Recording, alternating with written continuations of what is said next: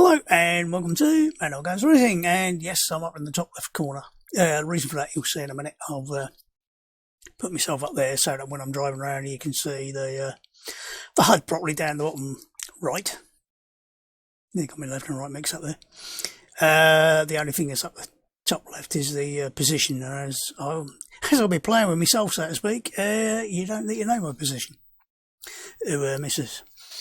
What I'm going to do today is go through the GTE cars. I'm going to drive each round Spa. I'm going to do a lap. Well, I'll do up to about 5 laps, but the idea is to get a feel for what it's like on cold tyres on a low grip track, because I'll go with the low preset on the rubber, and then see how it improves, which hopefully it will do, as you warm the tyres up a bit. I seem like I can warm the tyres up properly. There have been a couple of hot fixes since the other day. Most of it is about getting rid of crashes, weird FFB, a few other bits and pieces. There's some issues with the curb pull and a few other things. But basically, I'm going to go through the GTE cars. I might do the P2 as well. And then in a separate video, I'll go through the hypercars. Because I think I'm never going to do all of those in one go, because it's going to take a while to go through all the cars as it is, and then I'm going to have to do a shit ton of editing to get rid of all the laps that are not like the first and fifth lap, or the first lap and the warmed up tyres lap. So we'll see how it goes, but basically this is a bit of a voyage into the unknown. I have driven all of the cars, the GTE and the P2, round Spa, which is where I'm going to do it. And the reason for Spa is hopefully most people have got a really good idea of Spa, so you get a feel for what's going to happen with a car from your own experience. So me telling you how it's going hopefully makes some sense. Right, we're going to go through in the sensible order of starting on the left and working away at the right. And I don't mean each individual livery, I just mean the car by car. We're going to go with just whatever the defaults are for this, which is starting at 8:30 in the morning. Green track. Do we want green? Do we have naturally progressing? I thought before it was on there. Yeah, we'll just start with green. Basically, it'll be this is your worst case scenario, so temperature 22 degrees, which is quite reasonable. Hopefully I'll manage to keep the right settings all the way through, so let's go for it. I'll probably edit out the loading bits because it might be a bit slow. I did try this the other day. I went through the cars one by one. My lap times from the first car to the last car improved by about 5 seconds. So I think this is as much as anything about getting a feel for what the cars are doing as anything. The other thing I forgot to mention the other day is I hadn't checked what the FOV was. If you go into graphics and then the visuals are normally right at the bottom, but when you're actually in here, you can then change them. Mine's set to 43, which is, it's vertical FOV. That's the equivalent of 70, which is what I usually run if you're talking about horizontal. So, yes, that's quite wide. It's nowhere near perfect FOV, but on a single screen with a limited view, I don't want to be looking at a postage stamp trying to work out where the fuck I'm going. So that's why I run a bit of a compromise. I think if you'd had it in real terms, it should be 30-something degrees of vertical, which is a bit... Right, let's see if we can avoid stalling out the pits. I don't know what I did earlier. I was messing about with various buttons and I somehow managed to set this thing into sort of super fast forward. So I tried to drive out the pits. It shot out about 1,000 miles an hour, rammed it to the other side and then came back off the wall. So I don't know what the hell I've done, but that was rather interesting. So we will do the cold tyre lap and then we'll try not so cold tyre lap. I think my anti-tropic filtering needs a bit of adjustment. A bit blurry down there. Shouldn't be that blurry.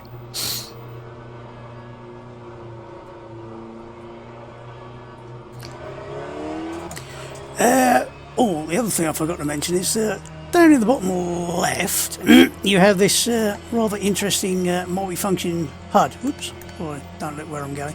Which gives you lots of various information, times, set the times, tyre temperatures, fuel situation, traction control, etc., which you can adjust on the fly using buttons if you've got them assigned. And last one is your pit stop strategy, so you can mess about with that. Quite useful. I think they've done quite a good job of that.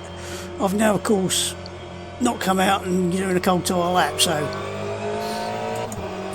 should I just go back to the pits? Yeah, I will. I will go back to the pits and do that again, because it makes sense to come out and drive at a sensible pace. But that was the multifunction display, which is actually quite nice.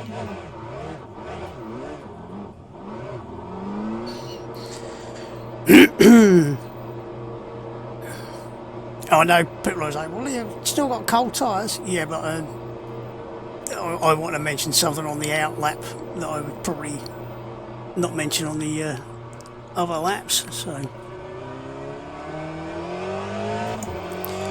when it comes to this car, this is the first one I drove, and I did find a few oddities. Right, firstly, if you lift off through here, you'll find a car really darts in, so it's like you're turning in and then you lift off, and it's almost like the car gets even more front end on it, and it's bloody disconcerting if you lift off at the bottom of the hill there, because you suddenly find your turning's gone mental. So be a bit wary of that.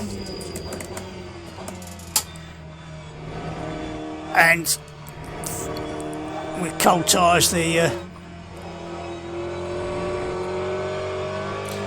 car rotates rather a lot, should we put it politely.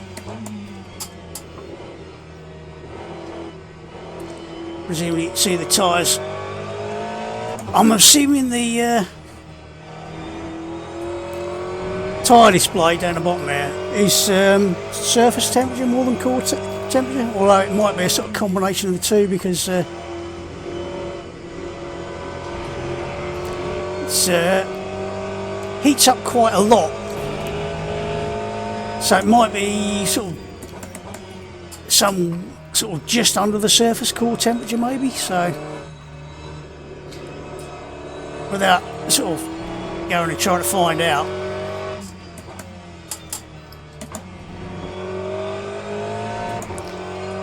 back end was a bit squirrely there.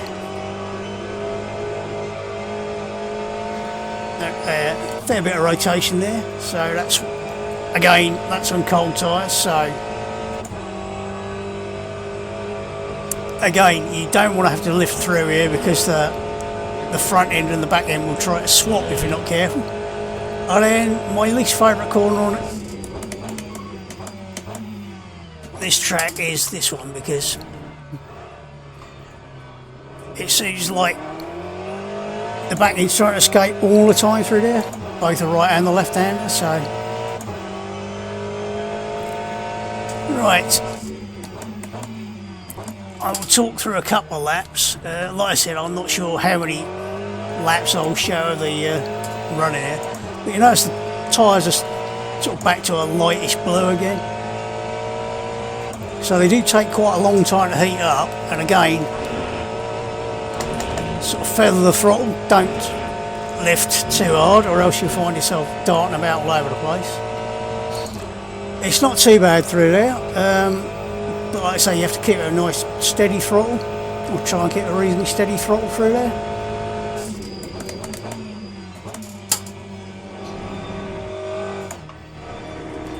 I'm still trying to decide if this thing likes a slightly higher gear and pulling a higher gear maybe.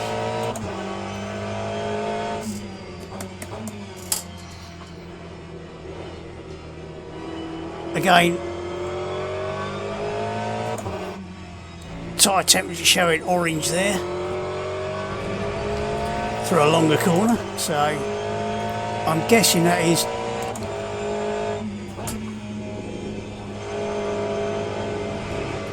we're going to get the old evaluating track limits bullshit, are we? Oh, allow me to keep the lap.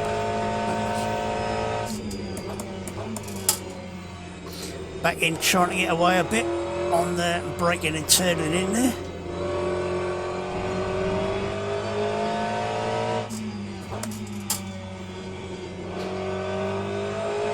I don't know whether it's the steering is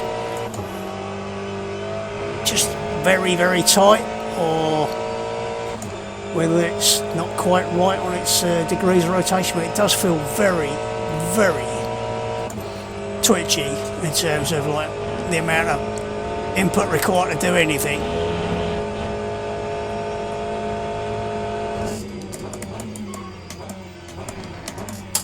Yeah, I'm getting sick of the sight of that. Beep.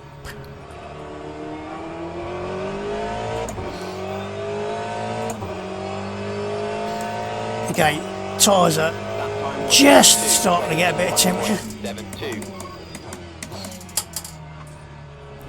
So I will continue to talk through this. Feel a little bit more grip there as we came out of the corner. It will be interesting to see how it does on a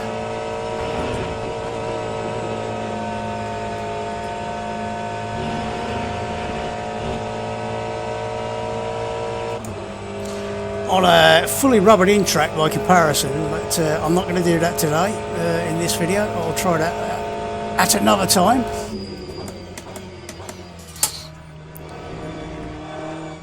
Back end's getting a little loose there.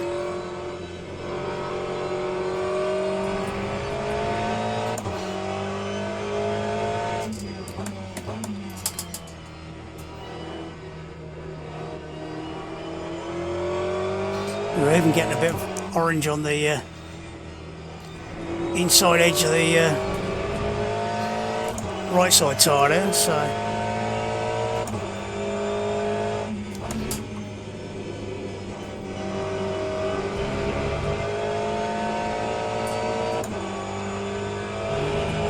tyres are very slowly coming up with a bit of temperature.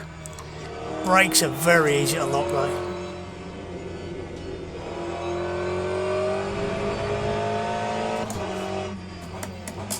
Again, how much of that is down to the green track as opposed to anything else, I don't know.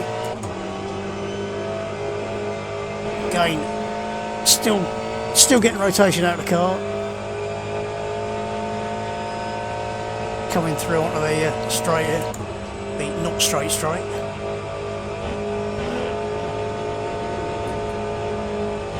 It's getting, either I'm getting used to the feel of the car, or it's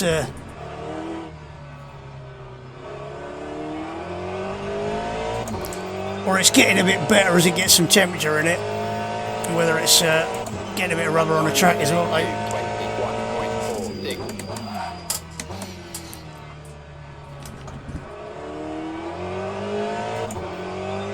21.4. Don't know how much faster I'll get with a couple more laps there. Again, if you can lift it, it'll be a very, very slight, roughly non-existent lift.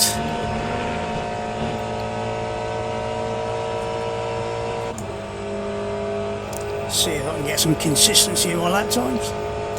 Tyres looking like they're getting a bit of temperature in them now and a bit more.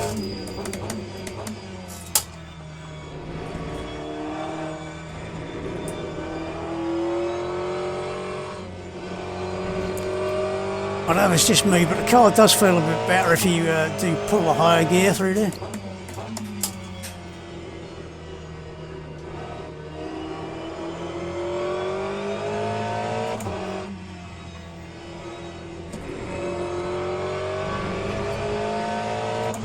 Tyre's got a little bit of yellow tint to them now, so I'm guessing they're getting pretty close to. Whoop, might be running a little bit off the track here when we get the evaluating. No, we don't.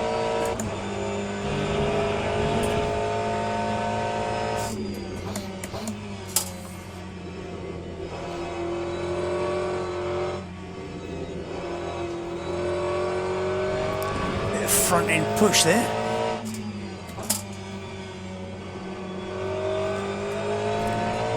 I mean, overall the the Aston's a little bit pushy on the front end. It's not horrendous, but whether it's just the track state, but it seems to go from sort of pushing to oversteer at various points without too much provocation. It certainly gets plenty of rotation out of the car at what feels like a roundabout at the right points.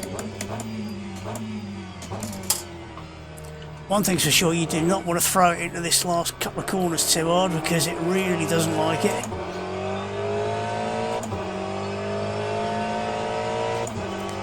So my 21.05.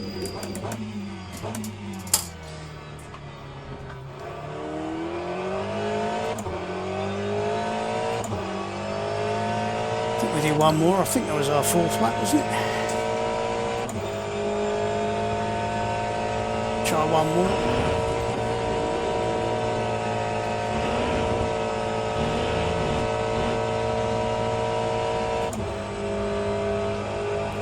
See if I can get down to a 2-minute 20 point something. Push my luck, why not?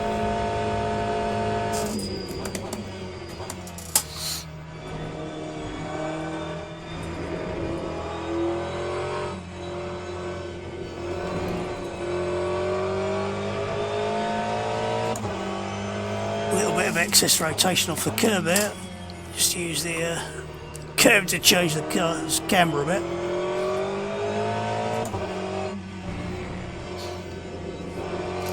I'm never sure how much curb to try and take on the right hand side coming into there because it's got quite slow on it and it can upset the car a bit if you're not careful in some circumstances with certain games. But we'll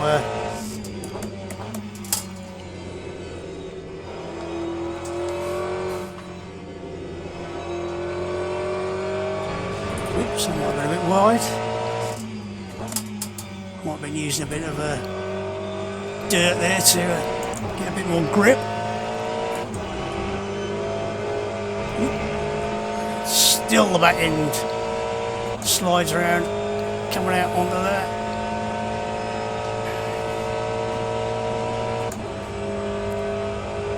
Knock from the FFB there.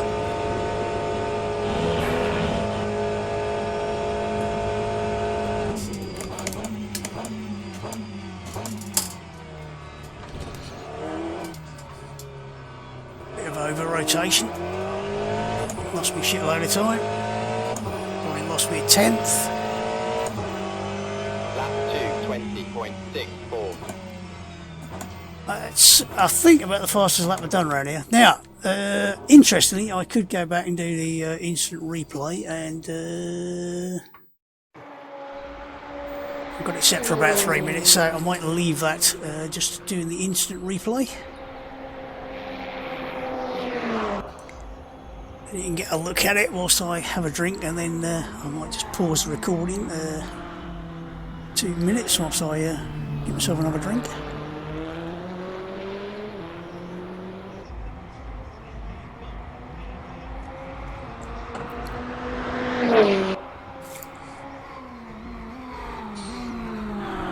I mean, it does look really, really nice. I think the car is set to not be the highest model quality, so I did notice, I think it was on the Porsche.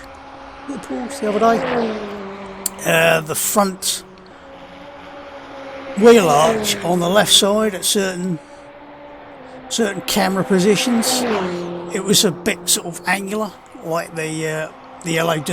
It changed to a lower model, and it was not particularly high quality. Presumably, if you have a higher setting for the thing, it will actually look a bit better. But as I say, it does look really nice, so I think they've done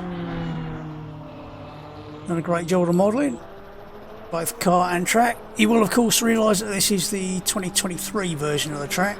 You might notice the extra piece of tarmac there, which is the part of the modification they did for the MotoGP, along with putting in loads and loads and loads of gravel traps and sand traps, because they're safer for the bikes. Although if you get your head stuck in one, it ain't safe at all. But that's why they stopped doing that ridiculous thing where they put waves in the damn thing. Didn't they? Ooh, I did definitely stick a boot in the dirt there. The replay, you can actually set how long the instant replay is. I got it set to 3 minutes now, which I thought was long enough for the for this. Bizarrely, it records replays. I just can't see how the hell you can play them. So it's a bit strange. So that's why I'm just showing the instant replay at the moment, because I can't work out how you can see a replay. I'm sure somebody somewhere will have done it, and it'll be a case of, oh yeah, you can do that. So I got a little bit of over rotation there.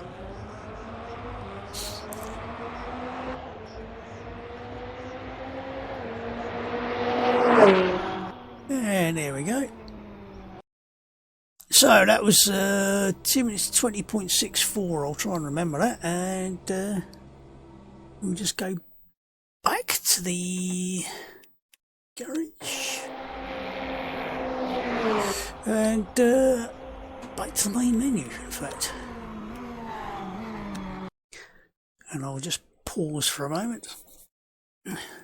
We'll be right back. Right, next up is the Corvette. Yeah, Corvette. As it remembered. So, obviously, much different car, mid-engine as opposed to front-engine, etc., etc. So, you would expect it to feel a bit different, and I don't know how they compare in terms of sort of weight distribution or anything like that, so who knows. And if you're thinking, he sounds a bit out of breath, it's because I just run up and down the stairs about 3 times, so. Right, straight in and straight to work.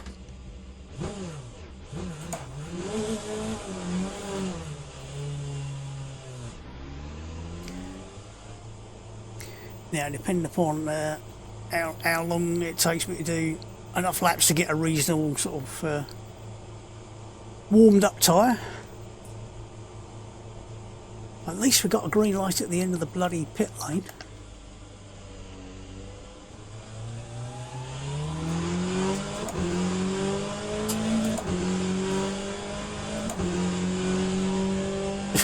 That will not count.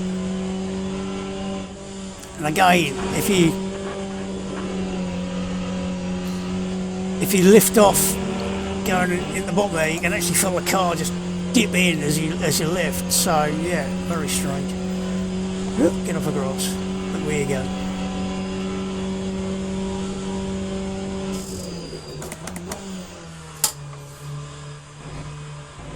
Ooh.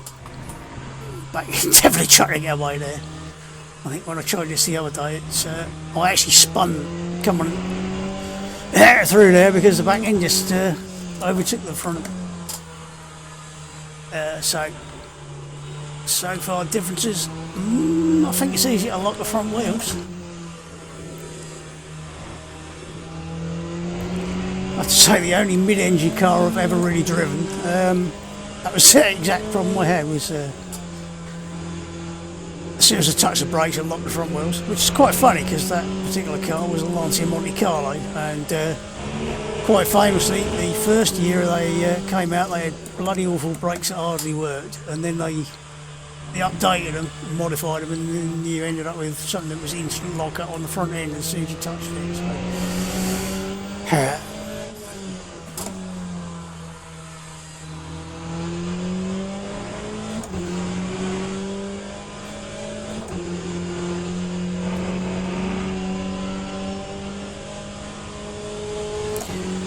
Much different feel on the FFB. It's more, it feels slightly lighter and a bit more.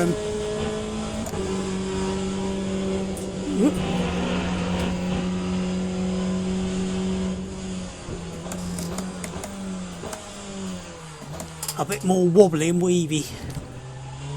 Whether that's cold tyres as well, I don't know. yeah, it's very different feel to the Aston, although some of the underlying stuff feels about the same.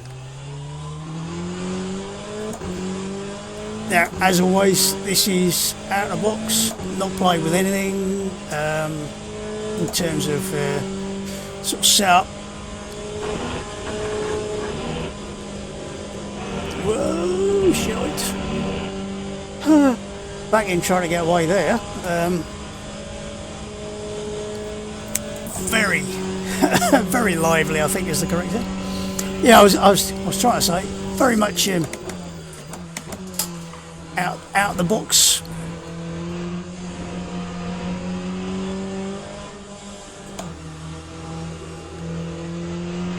How it comes, so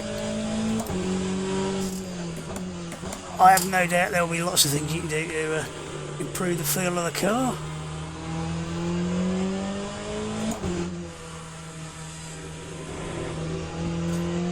But I do get the feeling I want to keep a little bit of throttle on all the time to keep the car a little bit settled. Whether I'm being successful at it is a different matter, but that's the feeling I get.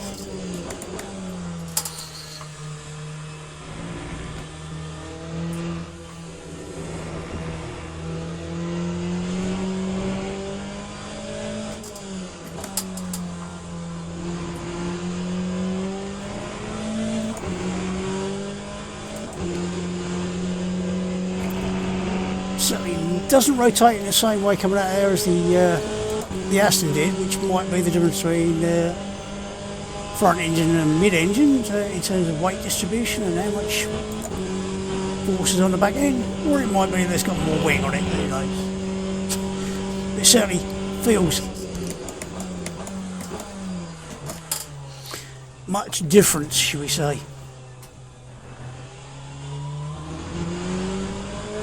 So I'm not even going to mess about with traction control, it's whatever it is out of the box, so. That time was a 2:21.34.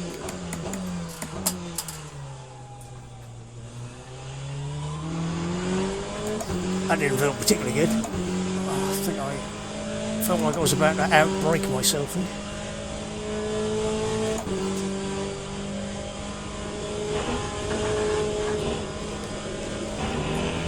Again, it just got to that point where it's starting to go, I'm rotating, and it's very scary at the top there. You've got a thing that tells me how many laps I've done.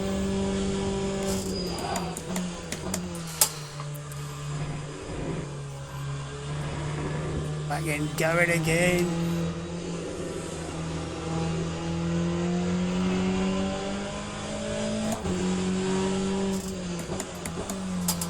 This is definitely easier to lock the brakes up than the Aston. You have to be very, very ginger on the brakes.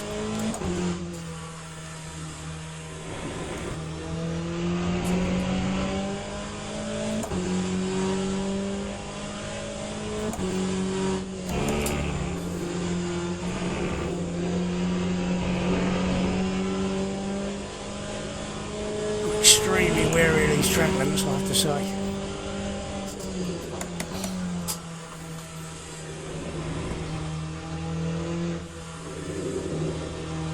Again, a little bit of turning oversteer, or rotation if you want to call it that. I don't mind whether you call it oversteer or rotation, but it's certainly rotated.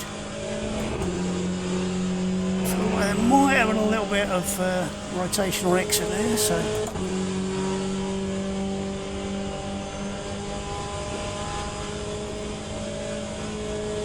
I'm turning my fans on, which is probably why I'm sweating like a pig. Might have an evaluation. Bugger. That's annoying.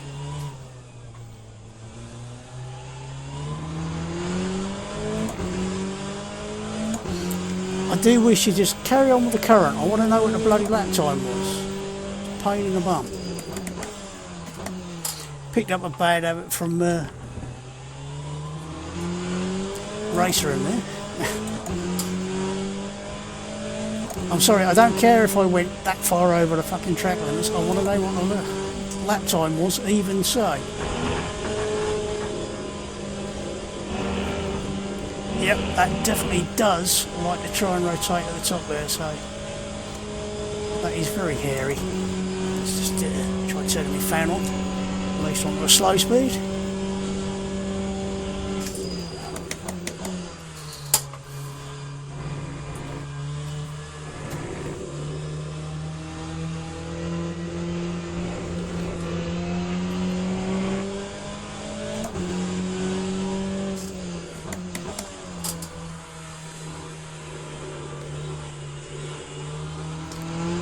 I'm not getting a lot of feeling for the brakes locking, but luckily it's got the little pink lights come on to say, oh, you're locked up.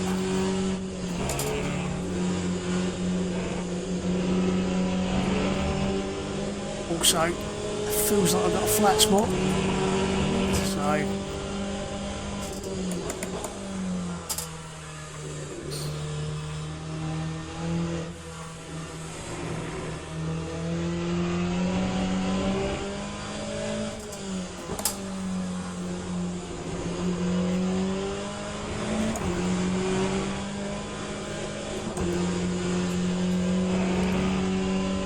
So, definitely a very different car in terms of feel to the Aston,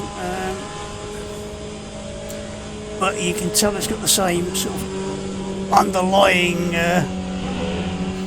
physically traits, I think you could call them.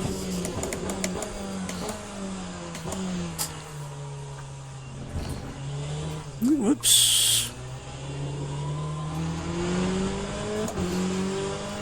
A silly move, got a little bit away from it now. Was it the fourth lap or was that the fifth lap? 20.85.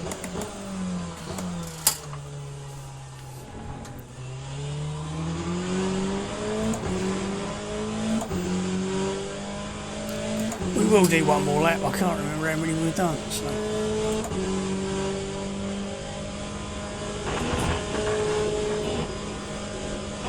Oh shit, we're going to get a track limits.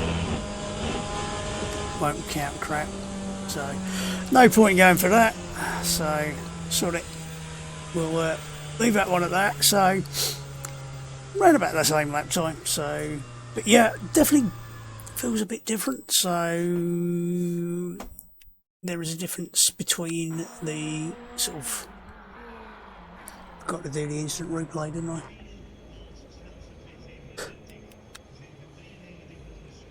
Nah, it's not going to do it, is it? Sort of. Yeah, definitely a different feel to the car. Although the overall sort of slipperiness at the start and that weird sort of diving if you lift off feeling's the same. But it feels like the weight distribution or something makes the car feel a little different. Lap time wise, not a million miles between them. Probably was a little more pushy, or was it? Hard to say. Certainly a lot easier to lock the front brakes on, which probably means if you're going to drive that, you're going to have to be very careful you don't end up with square tyres. So, right. Like I said, I couldn't even remember if I'd done 4 or 5 laps there, but whatever. Next up, Ferrari. I'm assuming this has kept all the same options, like green track and everything. Yeah, looks like it. Be hilarious if it kept changing them, wouldn't it?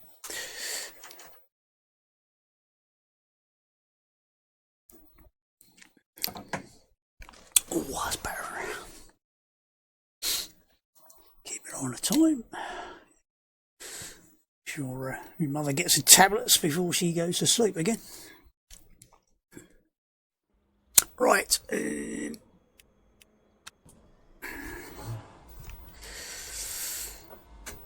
Wasn't it the Ferrari's got quite a pretty interior? Don't know why.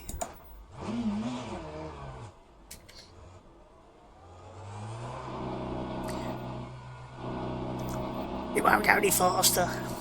I daren't turn off the limiter because I'm thinking it'll probably give you a bloody drive-through or something A bit like R-Factor 2 does, which is always annoying. Why they do that, I have no idea. Right, let's not go over the bloody line and cancel the first lap.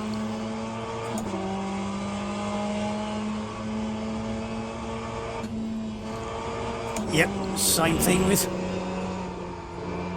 Oh, squirrely. Yeah, same thing with you lift off from the front end, just dives in, so... If you know it's happening, and you know it's coming, it's probably not so bad, but if you have to lift off suddenly behind another car into there, you're going to be...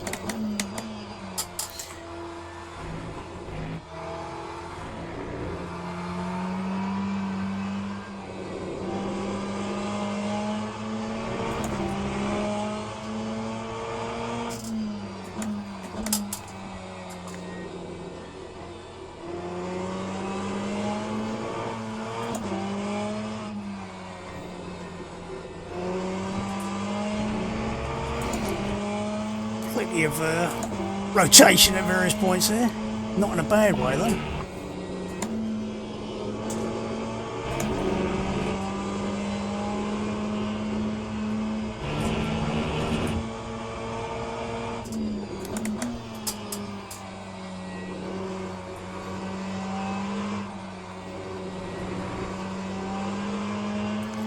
I'm not even sure this thing's got a sort of lights to show you when your TC's cut in. I'm not sure if it does it on the dash, does it? Changes the colour of the individual TC and ABS lights. I might be wrong. Oh, go on. Go on. Cancel me that. Why not? No, it didn't.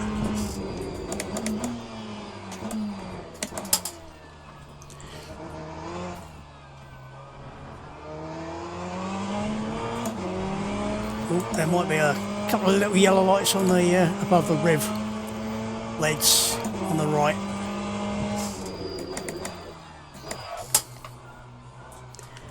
I don't know if they flashed or not then. Deliberately try to lock the brakes to see what they do. I think this actually feels somewhere between the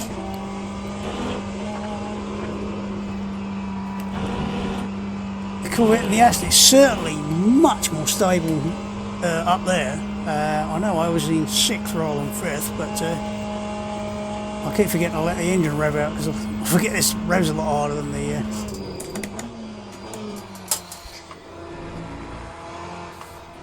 the Corvette.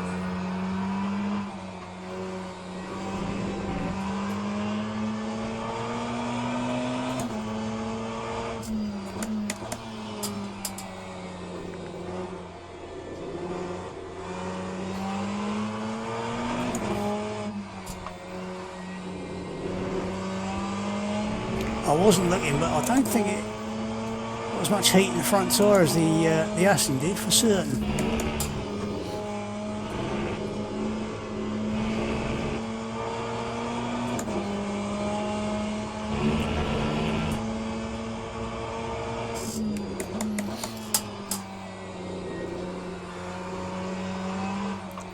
But like the back end was starting to step out a little bit as it turned in, but gathered it up really well. A little bit of rotation on the power, but not out there. It felt really nice.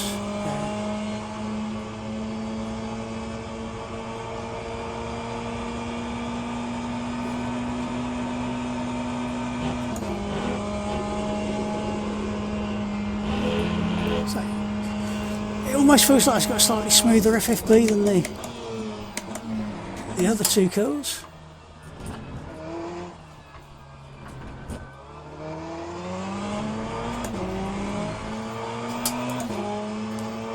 Keep forgetting to let it rev out though. Lap 2, 20.19. Yeah, well that tells you a lot. Straight in down to 220.2. That's how much better it feels. Should we leave it in 5th and see what it does?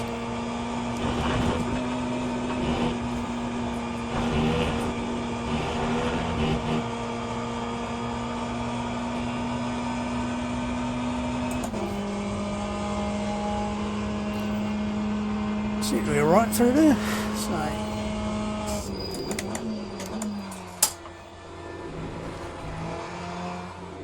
It feels like the back end wants to step out, but nowhere near as much as the Corvette did. Through the S's there.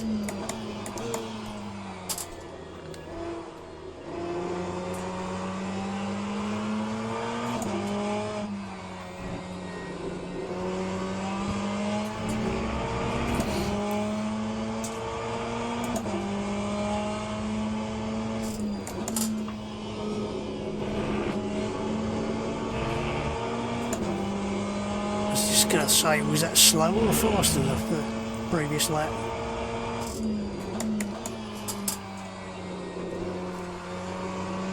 Going like back end just moved a little bit, but really controllable. Certainly doesn't feel as frantic as the previous two cars. It's almost like there's more rubber on the track for this, bizarrely.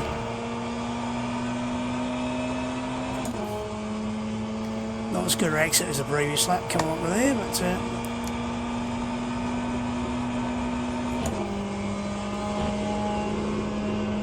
don't know what the ideal up change position is in terms of revs, but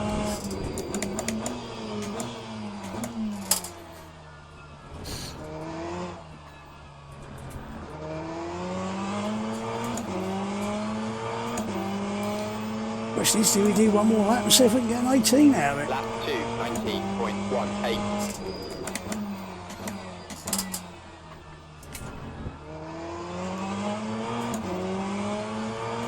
We'll go for it and see what happens. What's the worst that can happen? I'll crash the car. Certainly, of the three so far, this is definitely the...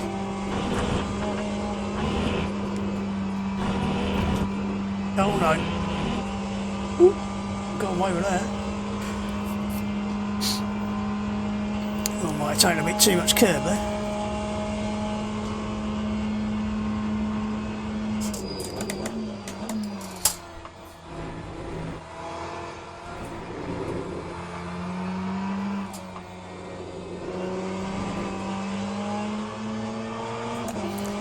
Lost time.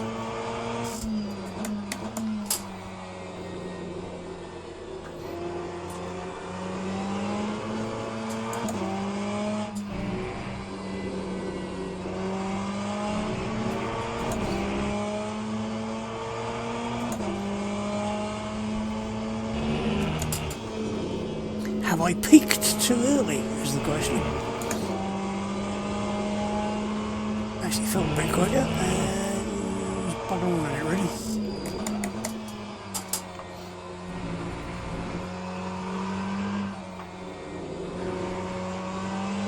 I'm loath to try and ride the curbs a bit, in case it introduces an absolute shit ton of rotation, so a little bit of push on the front end there.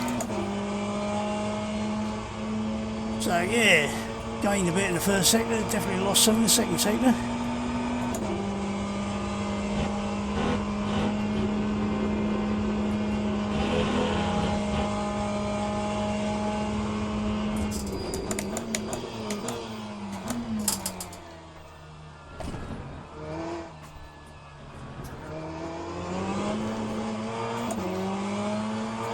That didn't help, did it? That time was a 2:19.61. That is definitely much more stable, easier to drive, or should I say, not easier, it's just less finicky, I think, is the polite way of putting it. Let's just hit the instant replay and watch that go around whilst I have a slug of my drink.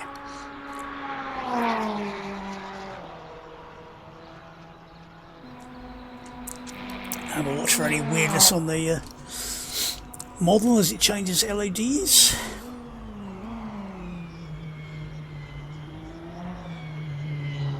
I mean, the fact it did that sort of lap time on the first flying lap,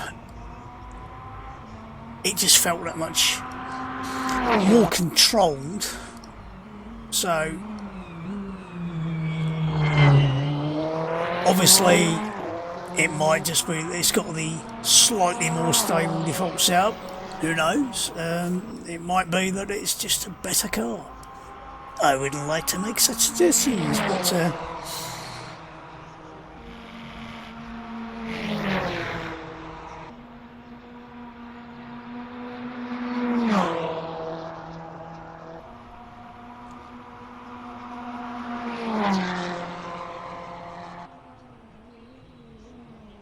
I will say though that despite the fact that the other day I was using a light preset, not green,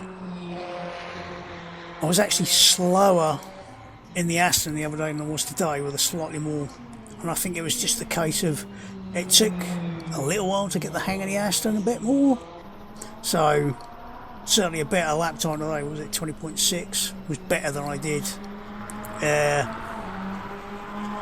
yesterday. It was 21 or something, I think it was, or 22 something maybe. It was definitely felt a little bit on the finicky side, a little bit I'm gonna die as I was driving around. This on the other end, yeah, this feels more like, oh yeah, I can drive that and actually do a reasonable distance race in it.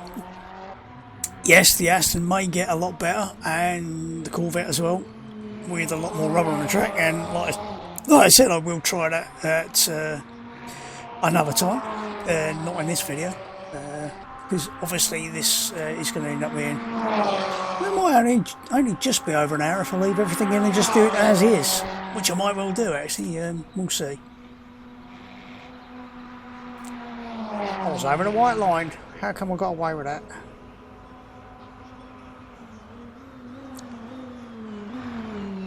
My main problem jumping from one car to the next, oh, I just noticed all the aerials appear and disappear there. It's got no aerials, got no aerials, it's got no aerials. Well, let's show you some aerials before I hit the... no. Coming in the chicane, it had aerials on it, and I was like, oh, that's strange.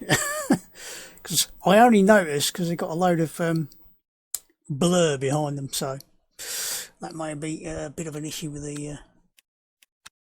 the blur. Right, last car.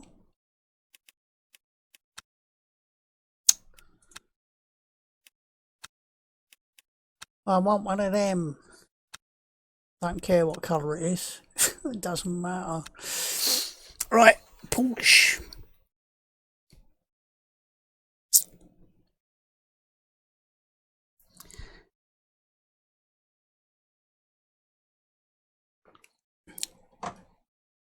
I'm just trying to remember if the first time I tried loading it up was Le Mans, and with a load of AI, whether or not that caused it to have a really quite long load time compared with what it's doing now, I don't know. Right.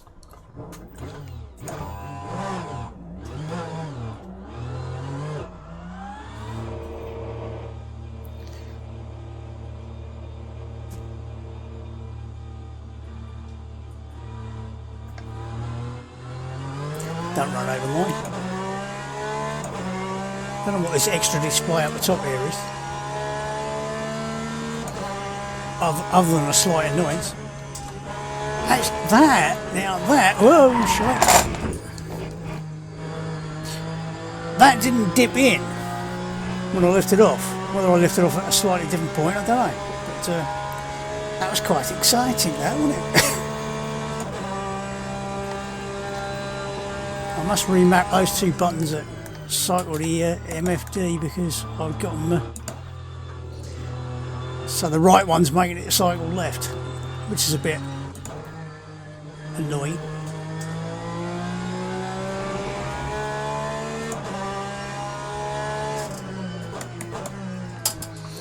Now the Porsche, of course, is supposed to be really good on the brakes, so we'll find out whether or not that's true.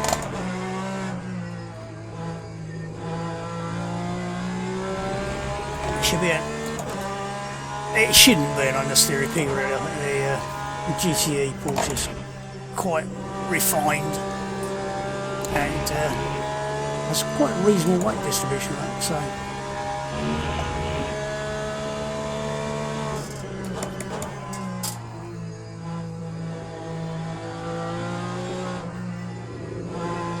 Again, do we try pulling the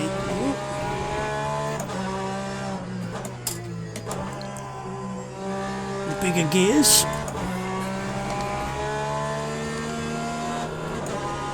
Oops.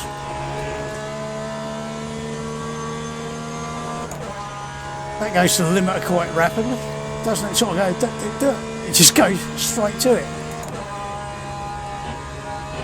Unless I just missed it.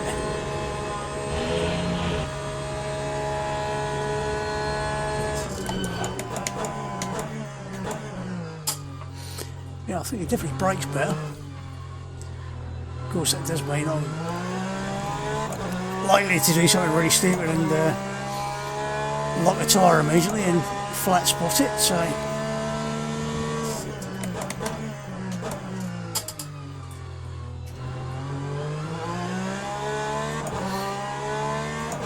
Let's see if we can go through here without trying to kill ourselves this time. No silly lifts, and we'll just feather the throttle a bit maybe.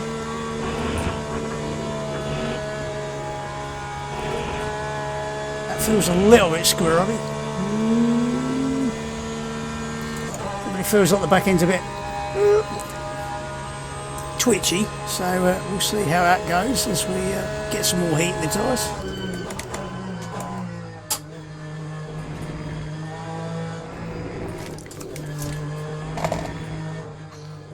Was that the curb, or was that just a car? I don't know.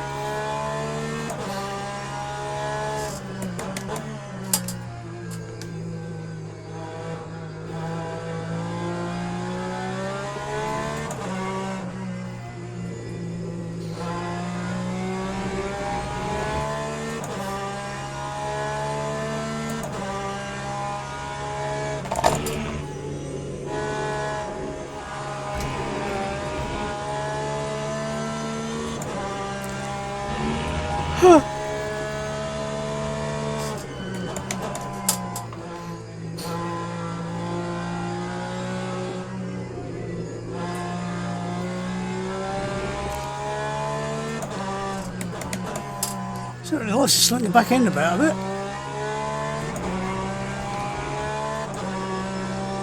That was not the place you wanted to do it though.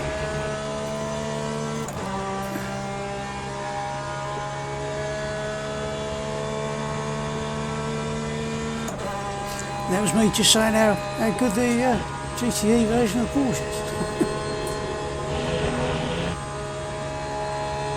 We'll give it a couple more laps.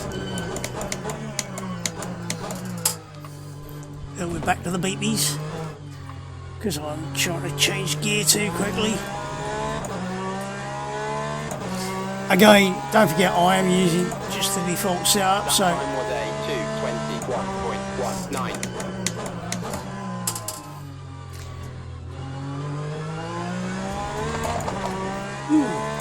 Didn't like that a lot.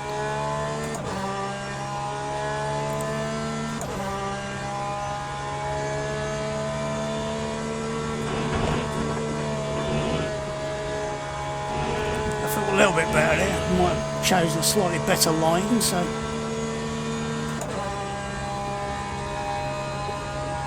How much of it is down to line, how much of it is down to curbs or whatever, I don't know.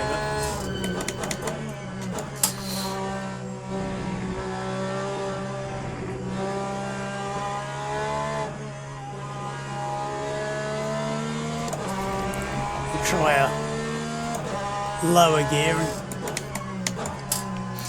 stop beeping at me.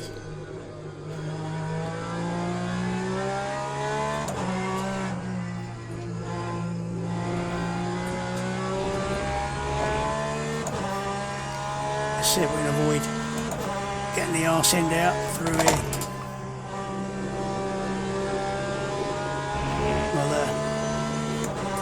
Slowly power through the corner.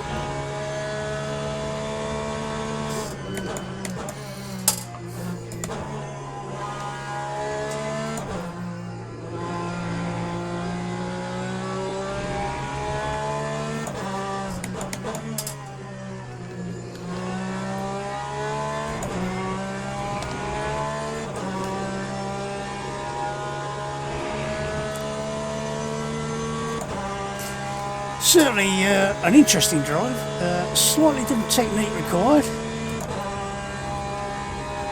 Again, I think it's got slightly more filtered FFB again, like the Ferrari. Right.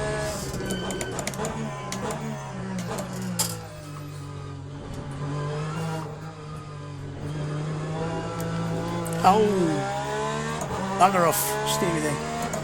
We'll try one more lap. Lap 2, 20.65. Might need a traction control adjustment or an adjustment to my driving.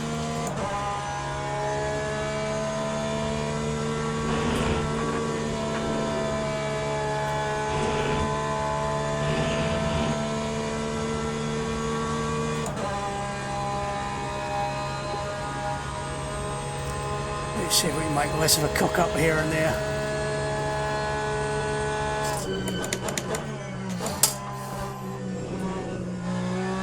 He's just trying to spin the bloody car around.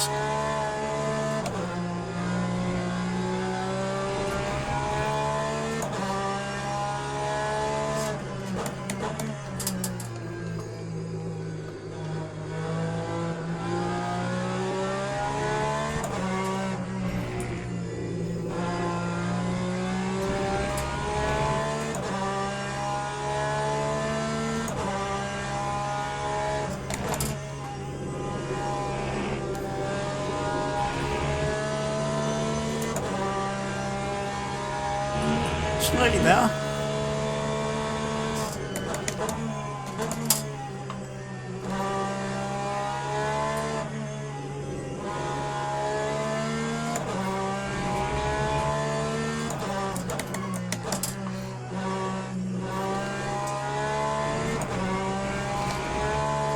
Certainly feeling better once the tyres have got a bit more heat in them. So presumably if they'll even better on a fully rubbered-in track, but like I said, we will try that another day. Certainly not doing it today.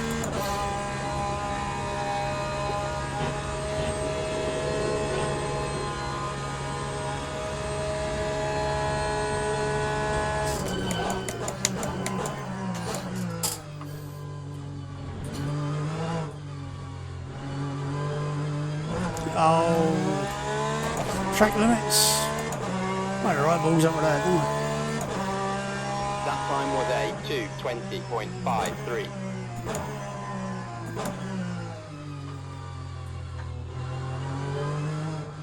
I think I actually managed to go quicker in this the other day. Did I do 2:19 point something? Not a million miles out. Again, let's hit the replay button and we'll just watch it going around. Let's see if you can see what I mean about the... there you go, you can see the front wheel arch is a bit... Definitely looks very... whoops. Very nasty. I certainly lost a bit of time coming out of a couple of corners there. I think a 2:19 shouldn't have been too hard. I've forgotten what lap time I did in the Ferrari, but the Porsche, once it gets some heat in the tyres, doesn't feel too bad. The Ferrari is definitely, of the four cars, I think the easy one to drive. Whether or not that will still be the case once it's all track rubbered in and everything's hunky-dory with track rubbering, etc. Remains to be seen. I would hope that the Aston and the Corvette will gain a little bit of stability from more grip. But like I said, I'll do that in another video. But I think if I had a preference, I would definitely jump in the Ferrari. Probably the Porsche second. Then it's a bit of a toss-up on the Corvette and the Aston. I hate to be anti-American, but I do like Aston Martins. Corvette's a really nice car though. but it's just you can feel the difference between the front engine and the mid-engine between those two cars quite nicely actually. So certainly didn't get the apex very well there, did I?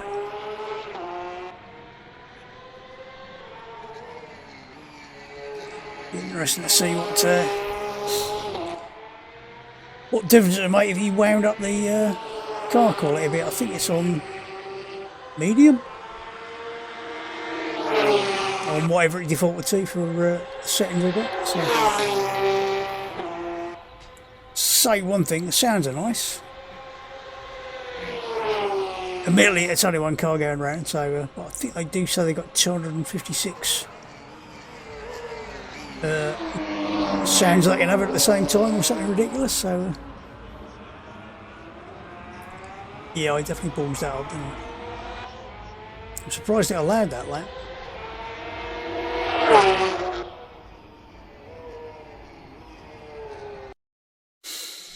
So yeah, all in all, they're actually not bad to drive. I think I will leave the P2 for now because this. I think I might as well do this unedited and put it out in all its painful glory, and allow you to make your own evaluation based on whatever bullshit I'm giving you at the moment. So, but it'll be interesting to see how many people go, "Oh, I don't want to drive them. They're not the fastest car in the game," because that seems to be a lot of this. Why GT4s are so underutilised in ACC. I think it's they're not fast. They're not as fast as the other cars. I want to drive the faster cars, even though in many ways the GT4s are actually more fun to drive. So, you pays your money, you takes your choice, as they always say. But yeah, I'll do the P2. I think it's a separate video. I might use the P2 as let's try different track conditions and see how it changes for that, as opposed to trying to do it in the GTEs. I might do both. I might just try the Aston, say, on green and then fully rubbered, and then do the P2 as a sort of another bit to that same video. But I think that'll do for now. That's an hourish of. I will do unedited, I think, because you might as well see evolution of the way it's sort of warming the tyres up, how it's doing things. So I might just leave it as is. And if you've just watched an hour and say 3.5 minutes, I did. So but for me, for now, that's all. Enjoy racing, have fun, and I will see you soon. Where's my button?